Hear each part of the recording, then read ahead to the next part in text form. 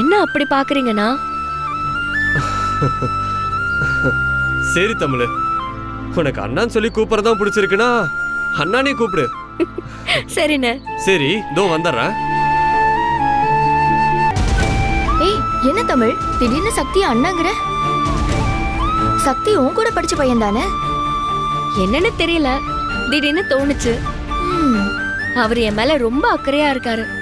அவரை நான் அண்ணன்னு சொல்லி கூப்பிட்டா எனக்கு ஒரு உறவு கிடைச்ச மாதிரி இருக்கும்ல. எனக்கு இந்த மாதிரி நிறைய அண்ணனுங்க இருக்காங்க. கருப்பண்ணா, ஆறுமுக அண்ணன், அப்படி சக்தியும் ஒரு அண்ணனா இருந்தா நல்லா இருக்கும்னு தோணுச்சு. அதனாலதான் கூப்பிட்டேன். சரி சரி.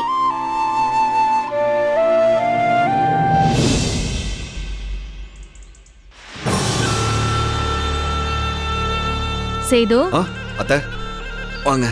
என்னையா இப்படி தனியா வந்து உட்கார்ந்து ஏதோ யோசிச்சுட்டு இருக்கிற மாதிரி இருக்கு? ஒண்ணு இல்ல அத்தை. ஆமா, எங்க அவள ஆள காணோம்? தமிழ்ச்செல்வி, அடியே தமிழ்ச்செல்வி. அவங்கிட்ட இல்ல அத்தை. இல்லையா? ஒருவேளை அவ வீட்டுக்குள்ள இருக்காளாடி? மா, அவ உள்ள இல்லம்மா. தேடி பார்த்தா அவளை காணோம். எங்கேயுமே இல்லையா? சேது, எங்க போனா அவ? அதான் அத்தை, அவதான் காலேஜ் படிச்சுட்டு இருக்காள்ல, காலையிலே கிளம்பி காலேஜ் போயிட்டா. காலேஜுக்கு போயிட்டாளா? நீ எதுக்கு நம்ம வீட்ல இருந்து காலேஜுக்கு போக அனுமதிச்ச?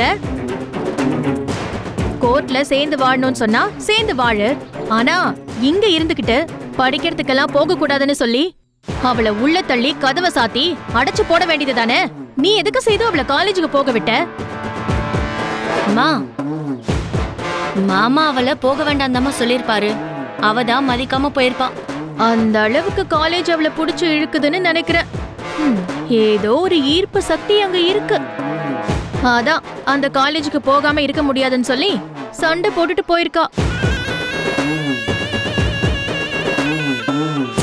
இங்க பாருங்க, தேவையில்லாம எதுவும் பேசி என்ன கடுப்பேத்திட்டு இருக்காதீங்க. போய் வேற வேலை இருந்தா பாருங்க. கொஞ்ச நேரம் கூட நிம்மதியா இருக்க விட மாட்டாங்க. சேது, பொண்டாட்டிய அடக்கி வீட்ல வைக்க தெரியல, பெருசா கோவத்தை ஏன் மேல காட்டுறான்.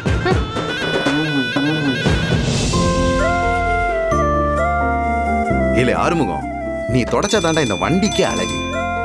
இது வேற துணை எப்பவுமே அடிச்சுக்கிட்டு வேலை செய்யும்போது தான் பண்ணுவாங்க.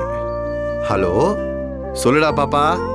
மாமா கொஞ்சம் வேலையா இருக்கேன், அப்புறமா பேசட்டுமா?